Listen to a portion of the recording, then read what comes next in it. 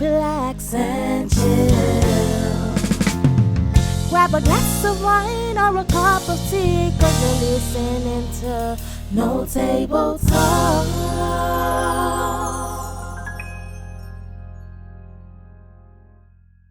Are you ready? Yeah. Well, welcome to another episode of No Table Talk. You should know who I am by now. I would think so. But with me today, I have two of my favorite friends in the whole world. For reasons best known to me, reasons that I would share actually. I'd love to hear Um, I know. I have Kimberly and Kayla here with me. How are you guys doing? We're doing really good, Kay. Yeah? Do you know which one is Kimberly? Which one's Kayla? Kimberly, Kayla. Yeah, there we go. Why wouldn't I? I Bruh. never just have to check for some people. That would be embarrassing if I didn't know. I But knew you knew. I'm so proud of myself that I actually do know. Me too. But yeah, introduce yourself, you guys. Oh wow. Okay, I've never introduced myself. I know. So I'm Kimberly, twin number 1, And I'm Kayla, twin number 2. Huh. Yeah. So you came out first. Mhm. How does that make you feel? Okay, to be honest, I was thinking about this today. I think she would have came out first, Yeah. but she was coming out the wrong way. So Yeah. then I got pulled out. I like to make an entrance. So I honestly think she would have been first. And Huh. also, it was C-section. She got pulled out. So I'm like, that doesn't count. Does it really count? To me. Yeah. I'm like, you got pulled, so. I feel you. You agree? Yeah. I feel like, why does it start when you're outside of the stomach? I don't Yeah, understand. Huh. I'm just like, Why does it matter? Why Yeah. does it not start inside? Someone had to. Well, maybe they just don't pick up on who developed first. Maybe. I guess so. Huh. Because I'm like, what if I was. That's a big? very good point, to be honest. I don't never really thought know about if it's that. that important. To Yeah, be you know, I honest. just. Yeah, I don't think it's that important. No. But I feel like just for bragging rights, and I feel like this mic just keeps moving. But for bragging rights, I feel like it will come up eventually between twins. Yeah, I guess for us it doesn't really matter because I'm only a minute. We're only a minute apart. Yeah, Mm. so we always see each other as equals. Oh, you're so cute.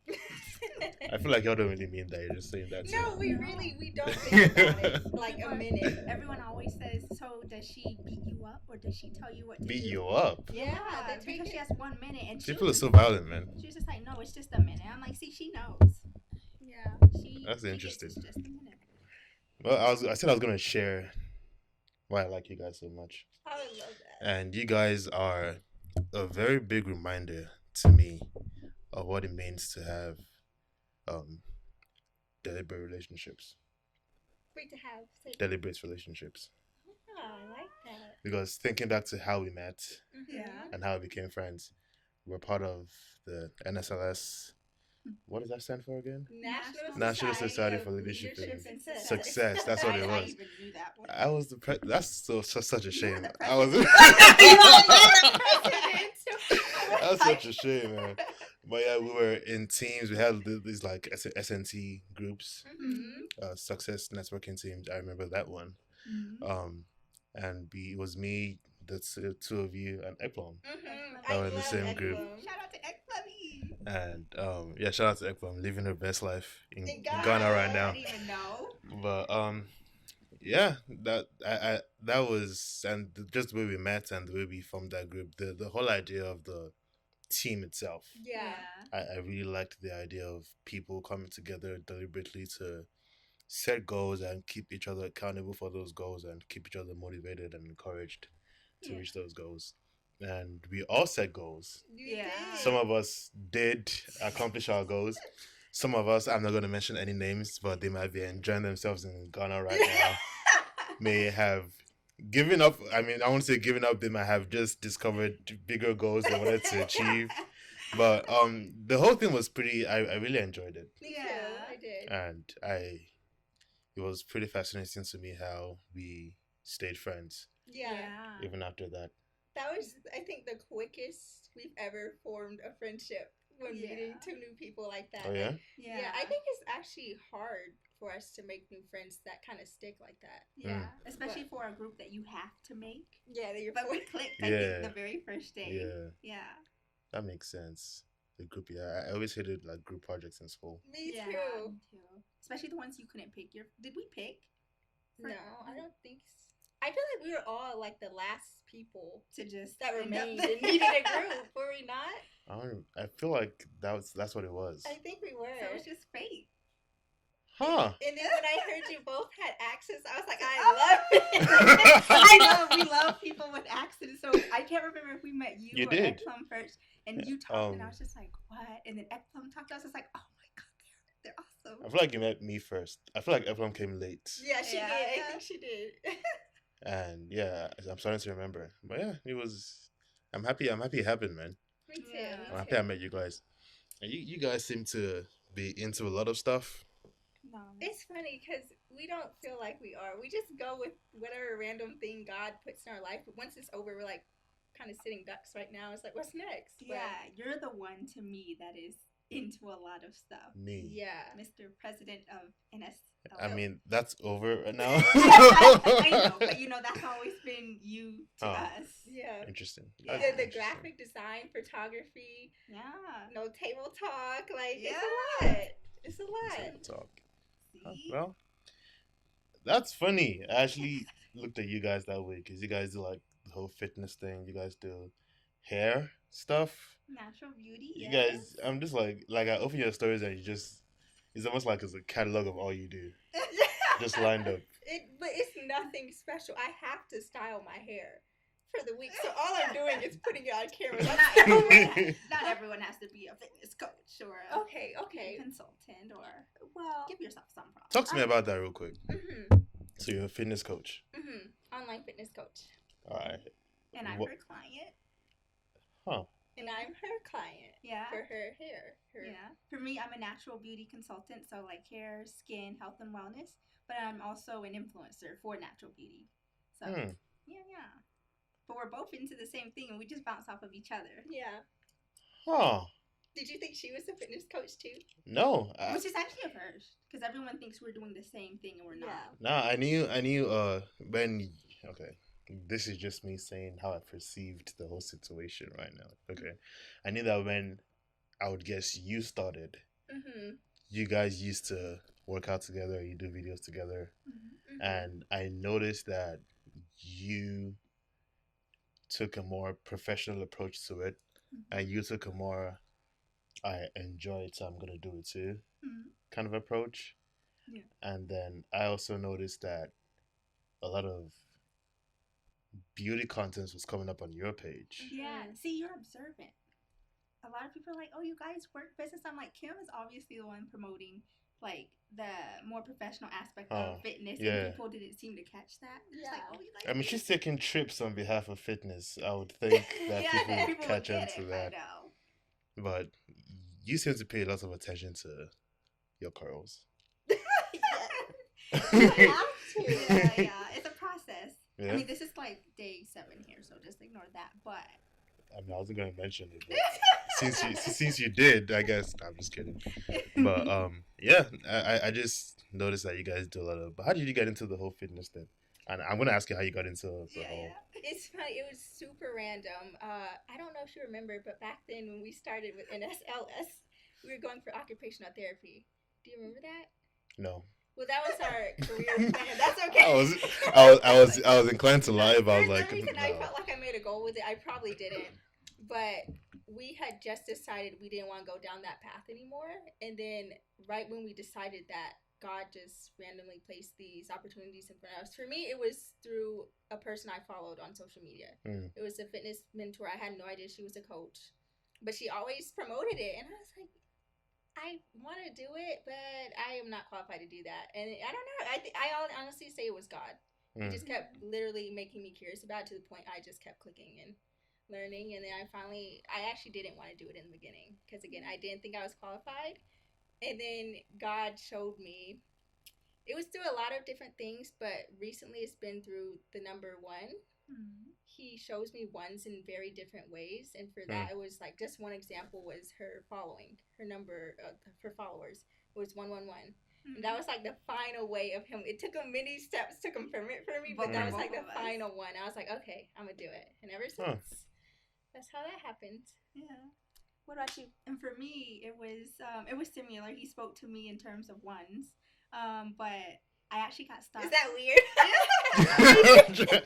I'm taking everything in right now. Just okay. I'm listening. Weird, I'm listening. Yeah, and I didn't know what I was gonna do. Mom got mad because she's like, you had this whole actual practical good career ahead of you, and we decided we didn't want to do that at the beginning of senior year when we had taken the prereqs and everything. And I was just like, what am I gonna do with my life?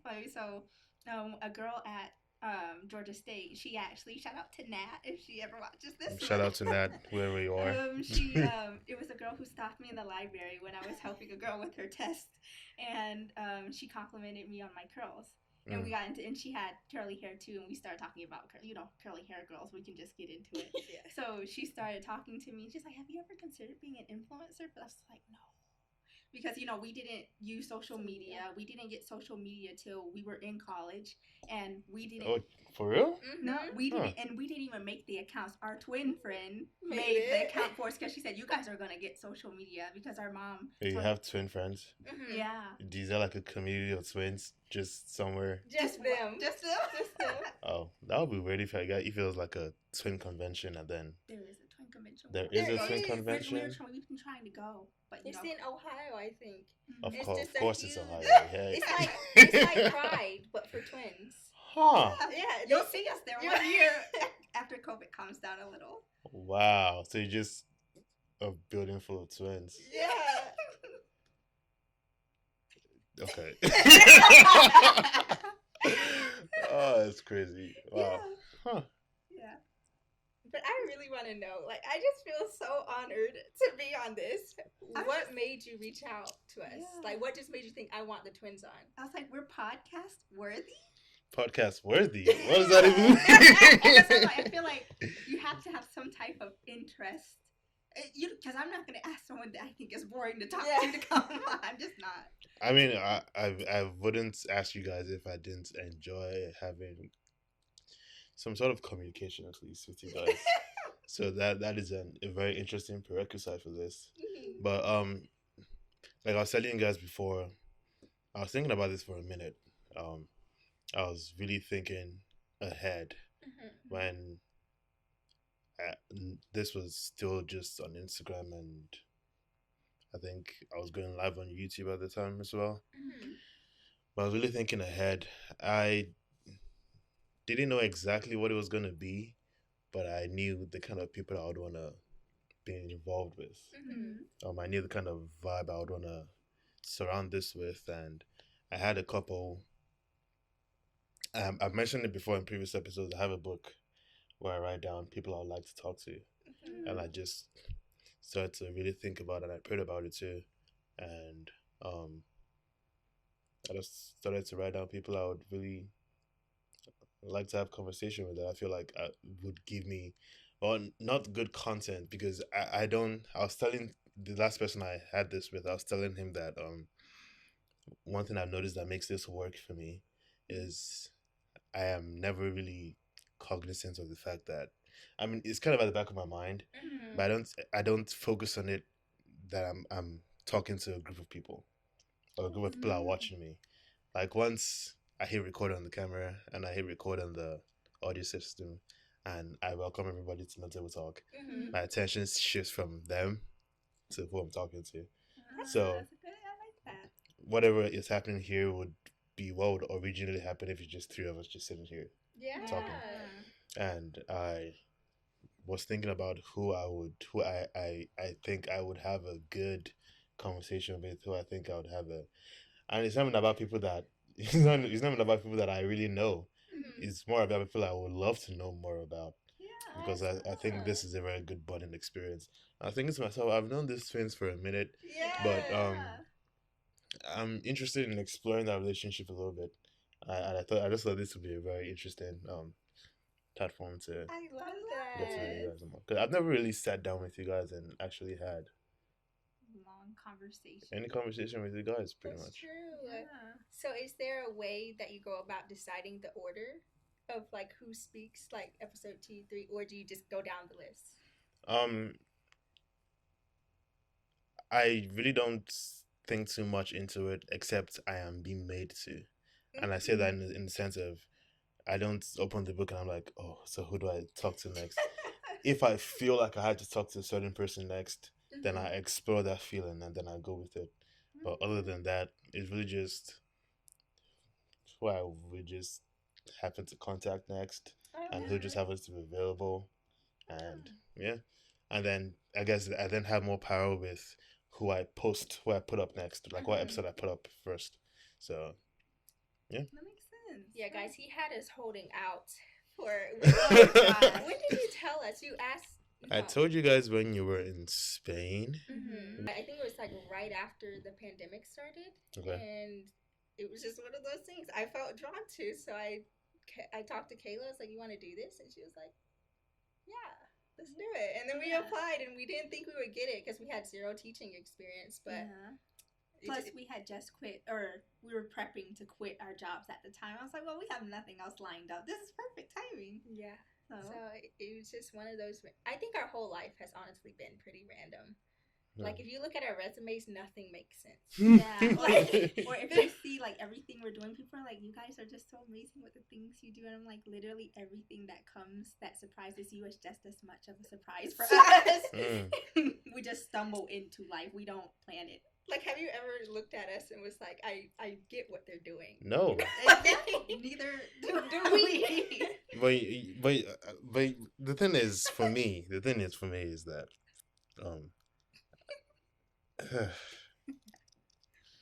it's almost okay because listen to you guys talk. One thing that you both have said that I did appreciate, especially the fact that you both actually did say it, was the fact that in taking certain steps you either prayed about it or God spoke it to you. And I was just thinking to myself that even though it doesn't make sense to you, doesn't mean it doesn't make sense at all. Yeah. And it's almost inspirational because it's a trap we like to fall into ourselves. And when we're planning our next steps and when we're planning our lives, if we try to make it make sense to us. We try to, whether it's even, okay, you've gone to school and then you're looking for a job, we try to make it make sense that, okay, if I spent 4 or 5 years in school, my next job should be in this field, or my next step should be in this field. And then certain opportunities come around and we're like, nah, this doesn't fit with the original plan. Or the plan that makes sense to me, so it can't obviously be that. And then we just get fixated on stuff that just shouldn't be, but just might make sense to us.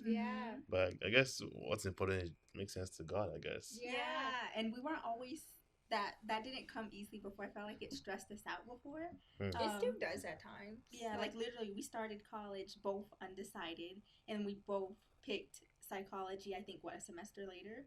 And she was crying at orientation because I just had no idea what I was doing with my life. And my mom was like, "Get it together." And I'm like, I don't know what I'm doing. Yeah, because we spent all of high school saying, "I don't know what I want to do." And then mom would be like, "Well, when you get to senior year, you'll know." And then we started college at the same place. And I felt like that would stress us out. But now I find excitement in now I don't really plan ahead. Like now I say to people, I don't really make goals. I mean, I'm not aimless. Like I do things and I want success. I want to help people with whatever I do, but I feel like if I make a very specific goal, I'll limit myself because God, I feel like, has laughed at every plan we tried to make. And I'm just like, okay, I'll just start doing whatever you do. And to me, that's been more exciting. That sounds like an exciting way to live, man. It's stressful at times, but it's... I can imagine. Yeah. When we moved back from Spain, the next morning, like after the flight, I cried. I woke up crying because I was like, I have no idea what I'm doing. What's next? Yeah. And my dad, he works at a lawn service. It's called Dirty South. Dirty South Lawn Just a little plug. It's called Dirty South Lawn Care or something. And he was like, "Oh, come work with me this weekend." I was like to actually like do lawn service? Yeah, like riding a lawnmower. Okay, I honestly do want to learn how to, because it's like a zero turn. So it's like the ones that I don't know how to talk about. It's like you ride on it and it can rotate itself without having to go in a circle. It's not the one with the steering wheel. And I was like, I would like to put that on my resume that I know how to drive one of those. But other than that, I wasn't ready to work. I'm exhausted. He's like, well, you're in America. You need to make money. And I'm like, well, I don't want to live by American standards because, I don't know, one thing in Spain, we always said it. It's like they work to live, but I feel like in America they live to work. Yeah. And as soon as we got back, it just made so much sense. Like, it's always about making, how can, I feel like people idolize people who work so hard and are super successful, but it's like, especially the people that don't get sleep, they're making money or whatever, but it's just like money is such a priority, working the 9 to 5, the hustle, the grind. And in Spain, they're just like, you know, if my boy wanted to, you know, if he found out he wanted to be a trash man, I'd be so proud. And they're like, well, what if you know you're about to lose your job in a week? What would you say? And one of the teachers I worked with would be like, that's not really important. What's important is I'm working right now at this session. Oh. yeah, That's great. And I looked at that, I was just like, I love that. And they're just like, you wouldn't be stressed. They're like, we'll think about it in a week. I was just like, wow. Wow. To me, that was inspirational. I was just like, I like that. If you think Wow. about it, they live more. Well, that mentality to me is more aligned with how God wants us to be, to think in the present, live in the present. And they're so much more liberated to me than Yeah. people here. People here are stressed. Yeah, and burnt out. And Yeah, they're pretty stressed. yeah. I'm stressed. Stressing I'm a you, living, yes. I'm a living example of stress. What's stressing you? Life. Take you to Spain. Bro, I would love to go. If that's the solution, if that leads me to the solution, yes, Spain, here I come. It's so beautiful there too, and yeah. cheaper. It's really nice. Yeah, You yeah. relax. I'm looking forward to being in a place where I can just travel. Mhm. Yeah. I'm sure it's pretty different over there. Like, It's super different. Like I could walk from home 5 minutes. I could go to the gym, cross the street, go to the thrift store, and then cross back over to the grocery store, and then walk back home, all in like 2 hours. And then how affordable food and alcohol is there. I mean, we're not heavy drinkers, but we would go to one, like here in Atlanta, if we go out to eat, you're like, Yeah. okay, that's a, maybe we'll go back in a week or two. Yeah. Or whatever, but there we could go out to eat multiple times a week, and then in one day we'll go to one place for dinner. You want to go to another place for drinks, okay? And what about the last place? We'll go for dessert. Yeah, It's like a whole lineup. And Huh. and you know we like to eat, so that made me happy. Yeah, we didn't have to. that go makes me anywhere. happy. Yeah. Just seeing that. It was bomb. Yeah. So I don't Huh. know. It's weird the way they price things differently. Like a bottle of hot sauce would be like $6, but then you could get a bottle of wine for $1. Which is like what? And it was What? Yeah, it was Yeah. crazy. Yeah, that's weird. Yeah, But priorities. yeah. That's pretty weird. But like, I don't know how.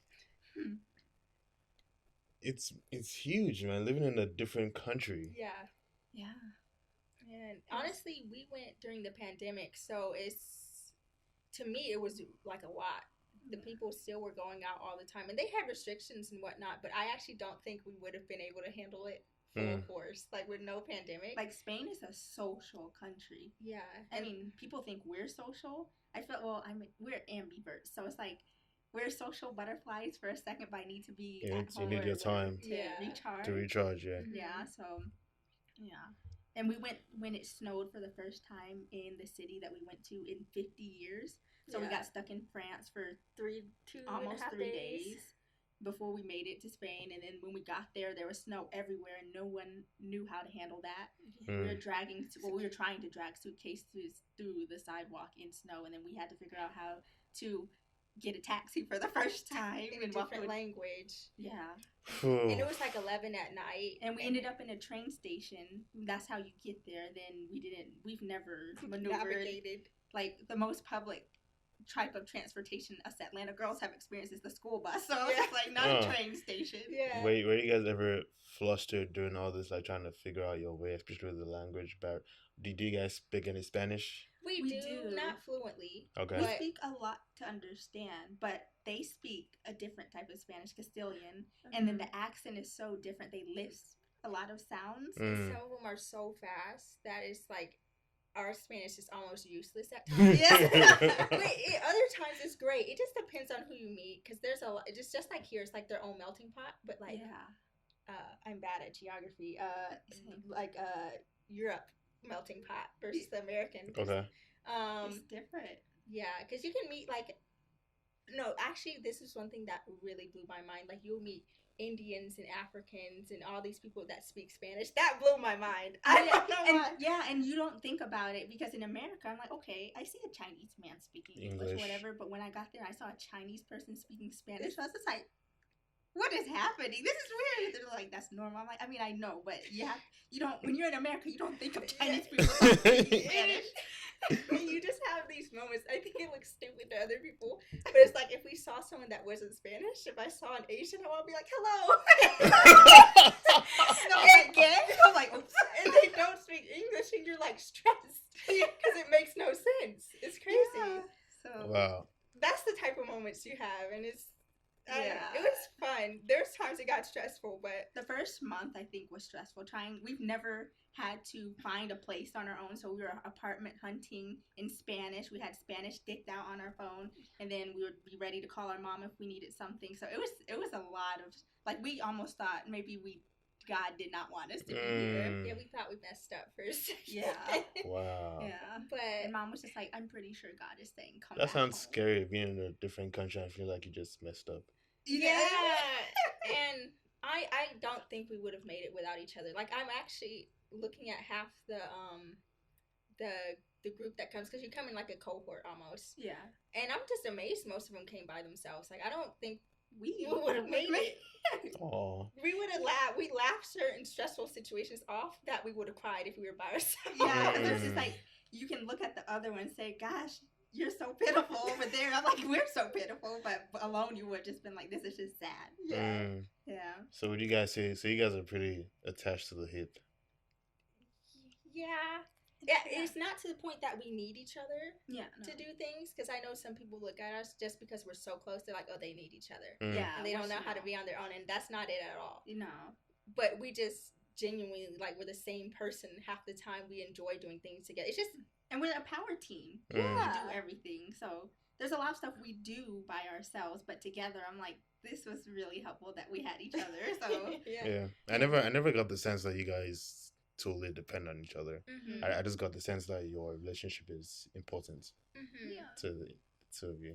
Which is ironic because we used to hate each other. Yeah, we did. You used to hate each other. I don't think Yeah. we got close until we were in college. College. It might have been when we That met. makes sense. I feel like that makes sense with a lot of siblings. Really? Yeah, my sister and I, we weren't really the closest. Mm-hmm. Mhm. Oh yeah, you guys are so cute together. We try, Yeah. but we're really the closest.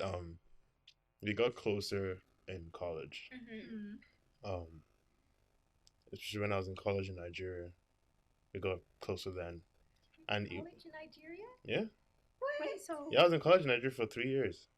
wait, Wait. so So when we met you, was that after? Yeah, what? What? So did you grow up in Nigeria the whole time? yeah, Oh my god, you were fresh off the boat. yeah.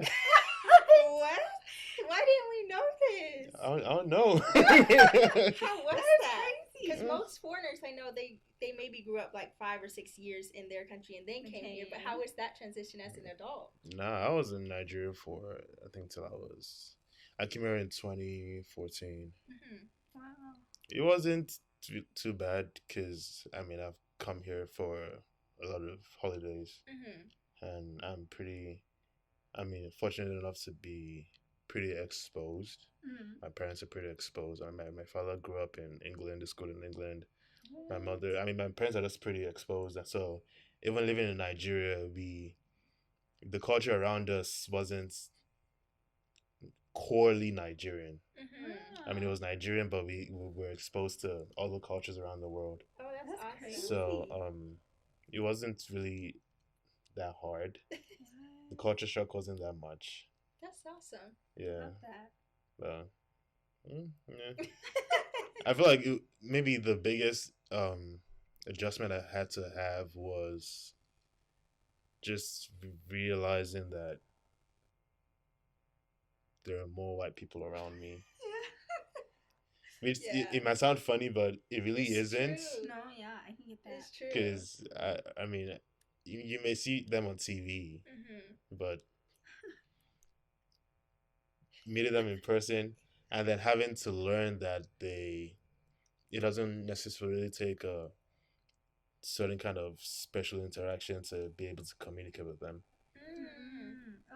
Interesting. Yeah, because I can see how somebody could come from Nigeria and their whole knowledge of white people is Disney Channel Wow. or other TV stations, and then they come here and then they try to imbibe whatever culture they learned on TV and feel like that is the easiest way to relate to not even just white people, but other people that are not part of your original culture. Yeah. Crazy. You know? Aw. But yeah, it wasn't really too hard for me. So yeah, I was in college in Nigeria for 3 years. That's a cool fun fact. I did not know that. I know. Yeah. That's crazy.